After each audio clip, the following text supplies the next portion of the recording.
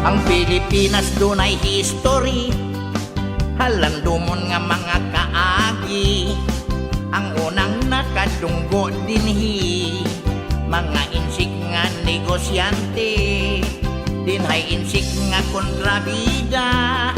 Sili mahong mangtas nga pirata, namatay kadto sili mahong, kay nakakaog retired nga tahong.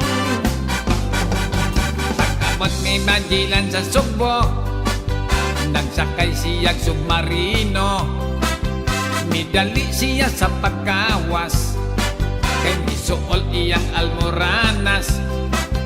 Gitawag niya si Humabon, nga nalibang dito sa baybayon. Nanguta na siya kung sa'y itambal, ihumol sa tubig pinabukal. Mao kini ang unang istorya, mga istorya nga kinomedya. Pinoy kolonya tong panahon na, makamaonang mamulitika.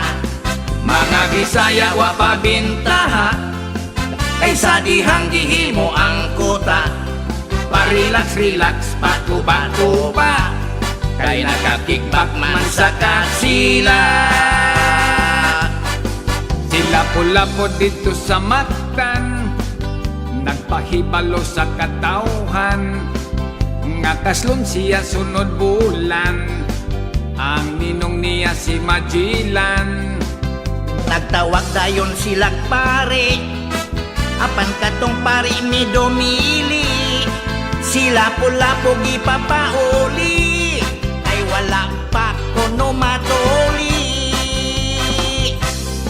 Matod pa sa akong lolag lolo, kadtos Magellan og lapo-lapo.